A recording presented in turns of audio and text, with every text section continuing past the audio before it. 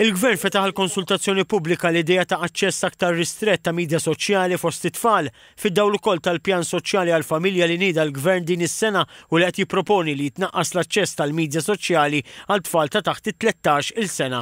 Fl-istess pjan il-Gvern ippropona mekkaniżmi ta' sorveljanza u infurzar f'kollaborazzjoni mal-ġenituri professjonisti u akkademiċi fost oħrajn.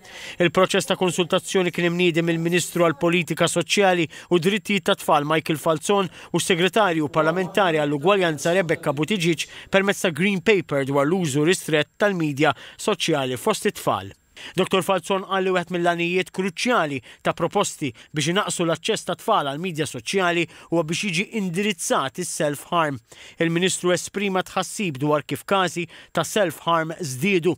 Fl-istess waqt fakkar li dan is-sajf il-Gvern illeġiżla kontra l-bullying u l-fastidju permezz ta' stalking fuq l-internet.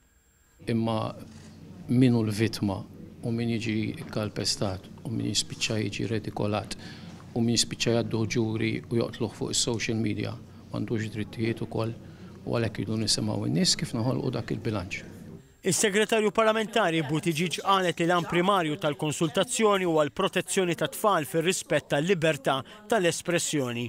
Libertà tal-espressjoni hija dritt fundamentali, dritt li aħna inħarsuh nirrispettaw bl-aktar mod effettiv, però rridu nirrikonoxxu wkoll li minn esperjenzi u anke studji illi hemm bżonn li jsir xi tip ta' regolamentazzjoni sabiex naraw illi persuni vulnerabbli u t-tfal ma jkollhomx aċċess għal ċertu materjal li huwa perikoluż għalihom. Id-dokumenti fakkar li fid-dawl ta' dan twaqqaf kumitat tekniku li se jkun qed iħejji rapport f'rakkomandazzjonijiet dwar it-tema miġbura waqt il-konsultazzjoni. Ma' TVM News membru ta' dan il-kumitat tekniku l-avukat Josien Kutanjer spjegat x'inhu l-pass li jmiss. Għalhekk inħarsu l-qoddim li bħala kumitat tekniku inkomplu niddiskutu mal-pubbliku professjonisti u ħajkun hemm ukoll numru tal-laqgħat ta' konsultazzjoni iżda mhux biss online tistgħu titlu ta' suġġerimenti tagħkom.